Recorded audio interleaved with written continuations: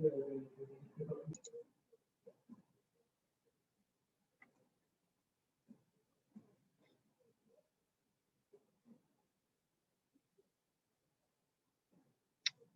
morning, everybody.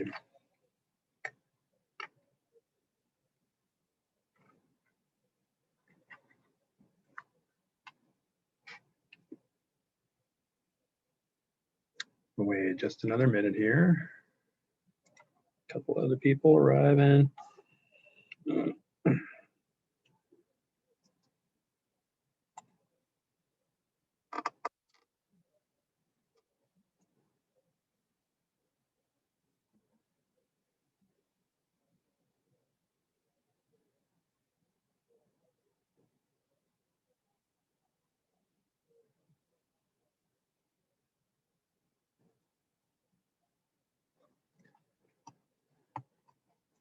You realize that some of you guys look like satires, like Onion articles of different kinds of Zoomers. What if I taught every day like this? Hi, everybody. Here's my forehead. How you guys doing today? Just saying.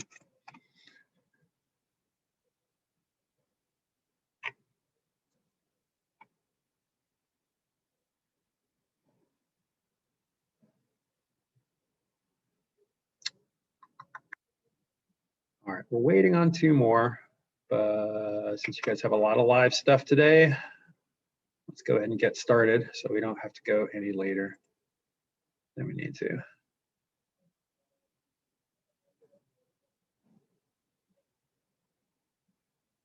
Okay. So, gonna do an illusion. Haven't done one of those in a while. I would have already been like halfway through my second sequence in a normal year by now, but I've only been doing once a week. I can have a test till we get to 15 of them, so we'll get there eventually, as long as we're taking a look. So we'll look at that in just a sec here. The Unit 2 grammar review is due by tonight. We'll hold off on doing that quote-unquote test until next week because we do have a vocab test to wrap up this week. All right, so everybody by now certainly should have gotten questions in on do not go gentle into that good night. And I've mentioned it to some people, but I guess I should just mention it to everybody. I switched my policy on late work because we're pretty much told that we're supposed to, I'm not going to go into specifics, but we're supposed to accept late work a lot more than I was accepting it. So you're not so much penalized on turning in something late as you do lose participation is my solution to that, because I'm not just going to give you zero incentive to turn things in on time. Okay. So anyway, gave you an extra day on that. If you got it in anytime, you know, certainly by this morning, then you get the rest of the credit on that. You still can, but you lose a little bit of participation for turning late. And as usual, you got to email me or it doesn't exist. Just like we learned in that recent pop quiz. All right, so we'll review this poem, which I think is really powerful, if difficult to think about, and then we'll read into Poetry Chapter 4 on imagery and work with a couple poems in class. Do some breakout groups. That's my thing on Wednesdays, breakout groups. I pretty much know what we're gonna do. Okay, so illusion first. What do we have here?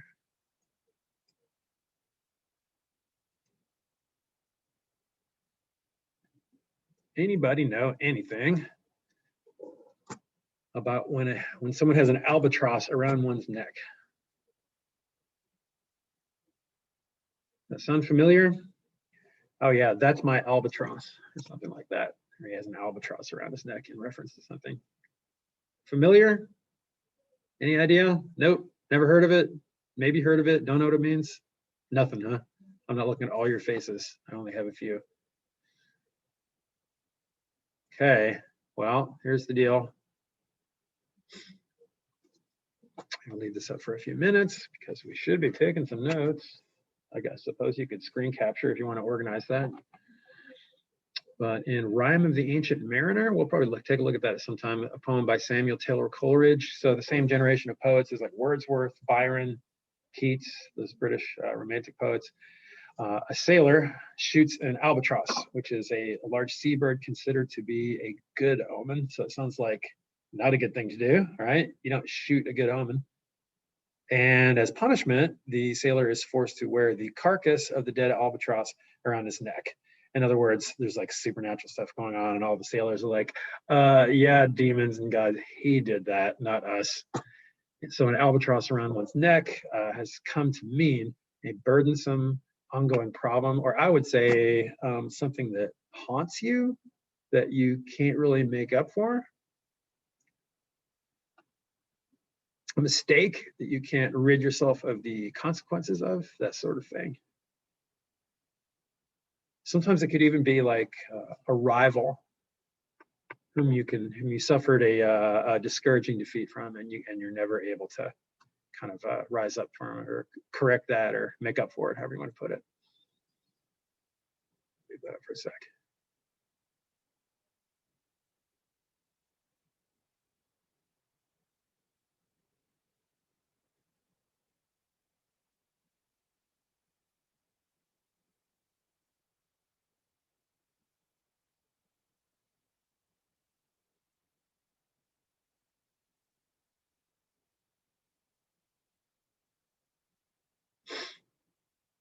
Okay, a couple examples.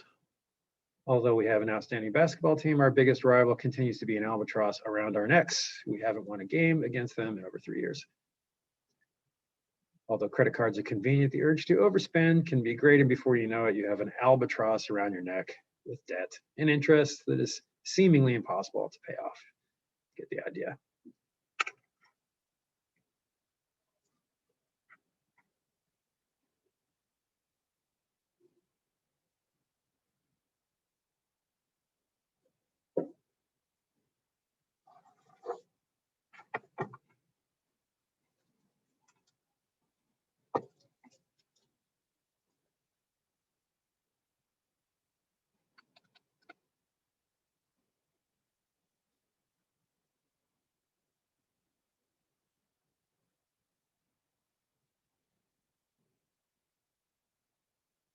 All righty. Can you guys get your Perrine books out, please, and access your responses to Do Not Go Gentle Into That Good Night by Dylan Thomas, very famous Irish poet. And I love the Irish poets. It's in my blood. This poem is another example of a fixed form. And as the book tells us, villanelles have only been around for past 100 years or so. It's like a 20th century type thing. And it's a real challenge to write, maybe even more so than a sonnet. It might look simpler because when you look at the rhyme scheme, it's just A's and B's, right? But that actually makes it more difficult, right? Who can explain why? Why would writing ABA, ABA, ABA, ABA, ABAA harder than ABAB, CD, CD, EF, EF, GG? They need to find more words that rhyme. Exactly. There's a whole bunch of A's and a whole bunch of B's. And to do that without making it, who was that spoke up, by the way? Adam. Okay, thanks, Adam. It would be hard to do that and not sound forced, right? Not sound like certain words you just had to make, you had to get another, word with like a long A or something to like fit it in there. So when you see a good one, that's, amazing that someone is able to do that. Some people like, like the really fixed things like this, and there's kind of a good discussion of why, how that kind of has its own challenge and can have its own appreciation. And some people like something that is like totally the opposite. Do I have something on my face or something? Everybody's laughing. What happened? Are you guys texting about me? You're making me paranoid. Anna, what are you laughing at? Nothing, Mr. Cooney. Okay. Even Taylor got something going there. I see you. All right. It's on 906 if you haven't already turned there, by the way, 906. I think, in all seriousness, that this poem is incredibly powerful. And I don't know whether it actually describes exactly what he was writing about, but he is, okay, it does. He's writing about his own father's death. And this kind of, again, in all seriousness, hits home very hard for me because, at my ripe old age of 50, my dad's in his late 70s, and I know obviously at some point he's going to pass away. And I hope it's later than sooner. But I'll be thinking about how that's going down and stuff, and it won't be easy, right? It never is. And when someone passes away, how do you want them to go? There's no good way to go. right? And if you do you want them to go peacefully and accept it? You know, that's usually how you would think, right? But Dylan Thomas seems to kind of wish for the opposite, doesn't he? For some reason, he says, do not go gentle into that good night, right? Let's read through it. Do not go gentle, and hear how the rhymes are kind of interspersed in there, but he does like kind of a little bit unpredictable things to kind of mix it up so it's not too sing-songy predictable sounding. Do not go gentle into that good night. Old age shall burn and rave at the close of day.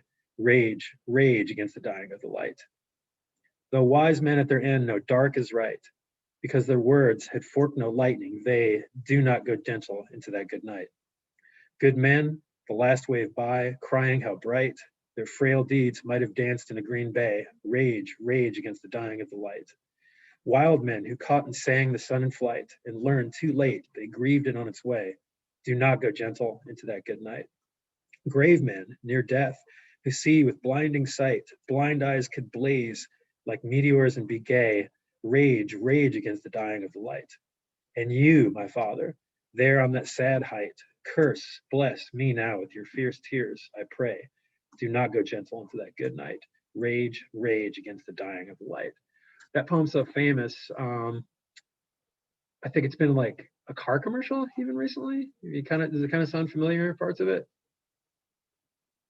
A little bit? Anybody? Ever heard any of that? Nope. Nope. Anyway, what's hard about it, in case you didn't understand the explanation of the rhyme scheme, is that it's all ABA, right? Except for that last stanza, there's ABAA.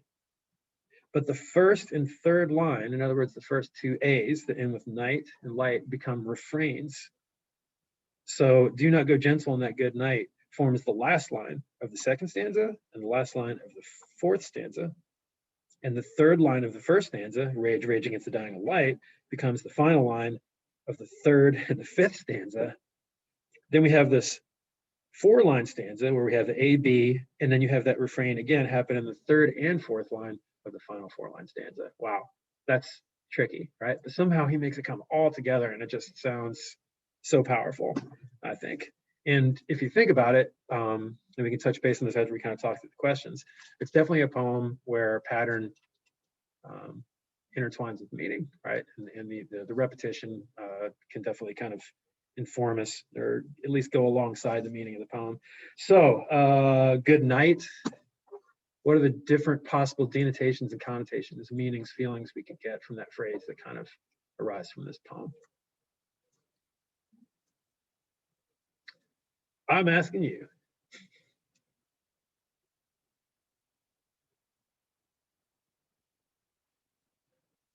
Let's start with this. What would be the normal connotations, emotional connotations of the phrase good night? What would it normally be applied? Sleeping.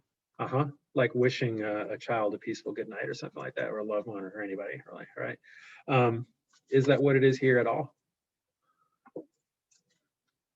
Not exactly, although it might be kind of mixed in there, right?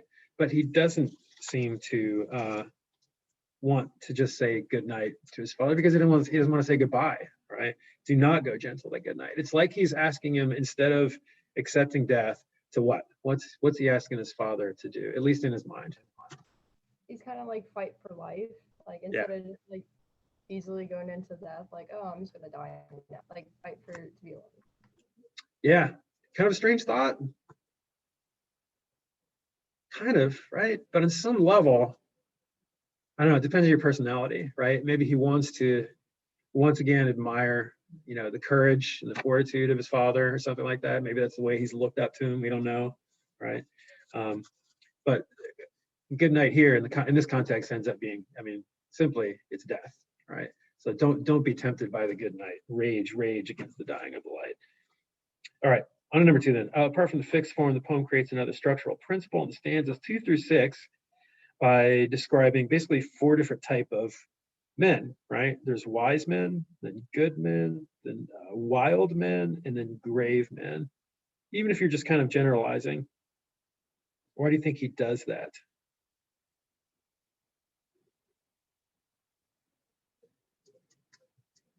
what do they all have in common? It's almost like talking about the different, it's almost like going back through history and talking about all the different types of humans. It's like saying, please fight, right? Like they did. But then unfortunately, there's this melancholy underlying it all, because what is the result?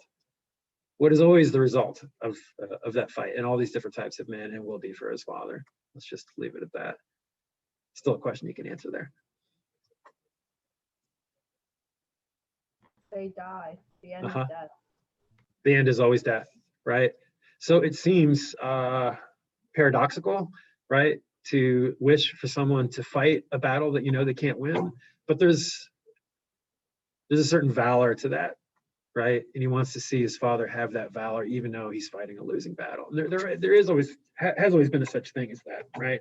Of having reason to fight a battle that you know you're going to lose for the sake of honor and things like that. Okay, third question was just there are several paradoxical expressions in the poem. Dark is right, blinding sight, the sad height, curse me, bless me now. And that kind of goes along with the same things here, right? It's all like, please fight, you know, but you're going to lose, okay? It's paradoxical, oxymoronic, goes along with the same thing, right? I especially like the sad height, right? Because it's like a height, like a cliff, you know, at the end of one's life, and you're going to go over that cliff. You're going to try to hold back from it, but you're going to go over that cliff. Okay. We could talk about that poem a whole lot more than we are right now, but I want to leave enough time to get into this other chapter. Mr. Cooney, can I ask a question real quick? Yeah. Okay, so I'm not the best at poems, so I always have to look up the meaning behind them. And I wanted to know if I was right or not. Is for each time they list a different man, is he saying that there's like a reason for them to live and that's why they should fight? Is that what he's doing? Well, it's a little bit different from each one. Though wise men at their end know dark is right, because their words had forked no lightning, they do not joke. It's like he's listing a reason that each type of human throughout history has fought against the dying of the light. And even though they all lost, because they all did that he wants his father to like live up to the courage and the valor to also fight against the dying of the light, even though he knows that he can't win. That kind of makes sense. Yeah, that makes more sense. Yeah, it's not an easy, you know, the whole thing still feels paradoxical, right? Because it's a battle that you can't win. But he looks like he wants his father to like go down swinging, you know, like all these other, you know, and wise men, good men, wild men, great. It's a very masculine poem. You know, I'm just say that right now, right? It's like leave it to men to think. I know I'm gonna die, but damn it, I'm gonna go down swinging too. But you know, it's a guide to his father, and that's how they are, right? And so that's how he feels. Good question. How does form kind of connect? You know, if this was going on like for a while, he's, you know, maybe getting beaten down by some terminal illness or his health is failing or whatever. Can you think of any way that you could describe, if you're writing about this, how this fixed pattern kind of strengthens the meaning of the poem?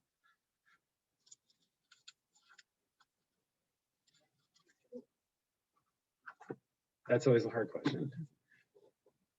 Why the villanelle? I guess this is kind of a stretch, but like, I mean, since you continue with the whole like A B pattern, like, I mean, if you let go of that, doesn't it kind of die? Like, I think you could explain it that way, between the repetition of it and over and over again. And is he going to die? No, he's going to fight back. Don't let go of it. Don't let go of life. You know. And then at the end, you know, maybe there's a little bit of finality because it changes there, you know, but he's still saying it, you know, even though his father's fading away. Yeah, I think it's the best we can do there. And it's always going to feel a little bit like a stretch, right? I don't know whether you'll end up writing about something like this when you do a poetry essay or not, but I think it's good. It's good to have that in mind in case you do get a sonnet, which is likely, or maybe even a villanelle. Who knows? All right, we need to move on to the imagery chapter. So if you guys could turn back to page 712.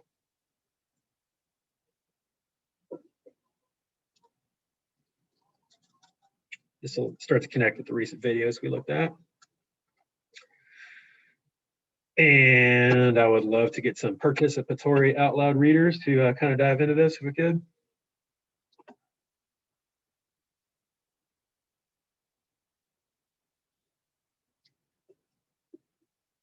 spirit reading would work fine.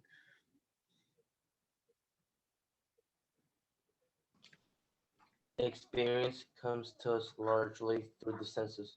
Our experiences of a spring day, for instance, may consist partly of certain emotions we feel and partly of certain thoughts we think, but most of it will be a cluster of sense impressions. It will consist of seeing blue sky and white clouds, budding leaves and daffodils, of hearing robins and bluebirds singing in the early morning, of smelling damp earth and blossoming hyacinth, and a feeling of fresh wind against one's cheek. A poet seeking to express the experience of a spring day therefore provides a selection of sense impressions. Similarly, to present a winter day, Shakespeare gives us hanging icicles, milk frozen, blood nipped, and Marine's red and raw nose, as well as the melancholy, to wit, to-who of the owl. Had he not done so, he might have failed to evoke the emotions that accompany those sensations. The poet's language, then, is more sensuous than ordinary language. It is richer in imagery. Thank you, Tone. Somebody else, the next one? Imagery may be defined as the representation through language of sense experience. Poetry appeals directly to our senses, of course, through its music and rhymes or rhythms, which we actually hear when it is read aloud, but indirectly it appeals to our senses through imagery, the representation to the imagination of sense experience. The word image perhaps most often suggests a mental picture, something seen in the mind's eye, and visual imagery is the kind of imagery that occurs most frequently in poetry. But an image may also represent a sound, auditory imagery, a smell, olfactory imagery, a taste, gustatory imagery, touch, such as hardness, softness, wetness, or heat or cold, tactical imagery, and internal sensations such as hunger, thirst, fatigue, or nausea, organic imagery, or movement or tension in the muscles or joints, kinesthetic imagery.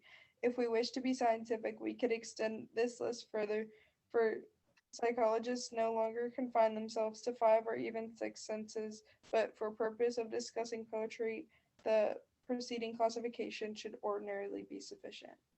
Okay, I would say overall, thank you, Emma. I would say overall with imagery, the big mistake that people make when trying to analyze poetry is you see a bunch of stuff that puts pictures in your head and you say it's vivid imagery and you're done, right? And that's oversimplifying. That's ninth grade stuff, right? Great if you can figure out that a writer or a poet is creating image senses in your head. And first, certainly you want to keep an eye out for getting beyond just like visual things. But as with any other poetic device, the question is why, right? How and why? How does it connect to meaning? And the other thing is, to get a little bit philosophical here, I mean, senses, they're subjective, right? We don't all see, hear, feel, taste, touch things the same way, right? A habanero pepper is going to taste a little one thing to me, and it's going to taste different to you. A certain percentage of the population thinks cilantro tastes like dirt and grass, and the other thinks it's delicious on tacos and other things like that, right? So, but also the way that we observe things and the way that we see things and the images, the emotions that it tends to evoke are going to depend on what's going on with us and what we're seeing and how it makes us feel, right? And so a great example of that, and then what connects to meaning, is this poem Meeting at Night, okay, by Robert Browning. So meeting at night, all right, what are the possible connotations of that? Think about that, and then let me go ahead and read this. The gray sea and the long black land, and the yellow half moon large and low, and the startled little waves that leap in fiery ringlets from their sleep, as I gained the cove with pushing a prow and quench its speed in the slushy sand. Then a mile of warm scented beach, 3 fields to cross till a farm appears, a tap at the pane, a quick sharp scratch, and the blue spurt of a lighted match, and a voice less loud, though its joy and fears, than 2 hearts beating each to each. That has some powerful imagery in it that is influenced by the emotional state of the speaker, where he's headed. And where does it sound like he's headed? For what sort of encounter?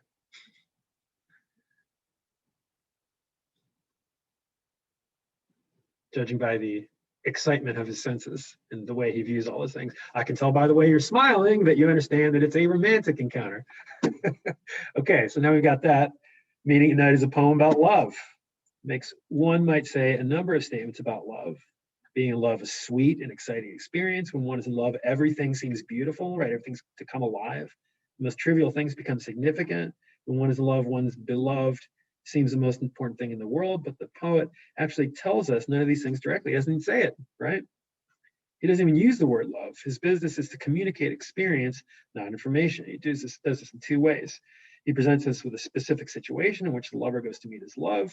Second, he describes the lover's journey so vividly in terms of sense impressions that the reader virtually sees and hears, I would say feels, what the lover saw and heard, and seems to share his anticipation and excitement.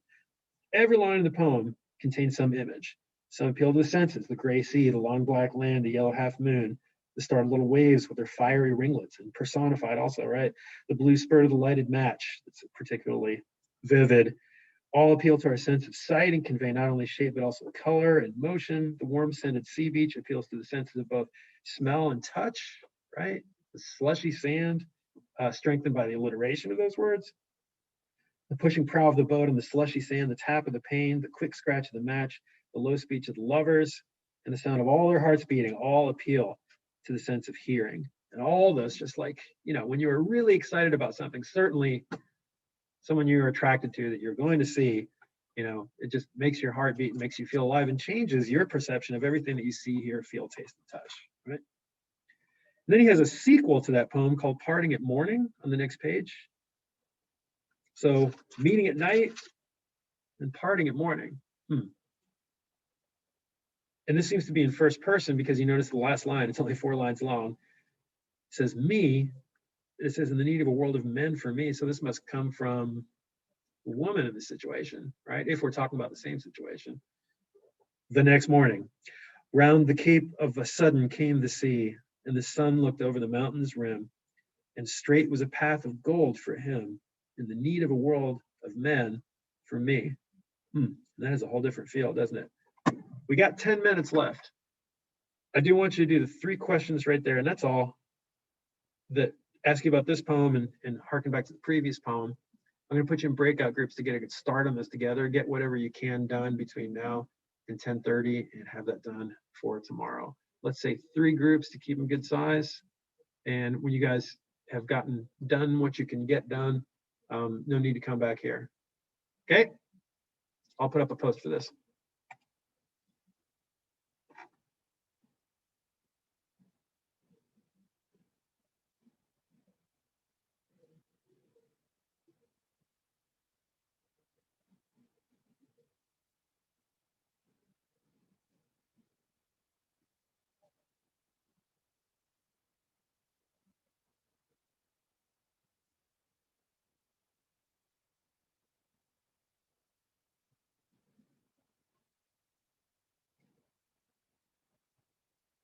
You guys having trouble getting in? It just kicked me out. Okay, let me see if I can move you back in. I was in group 1 or breakout room 1. Okay, just sent you an invite.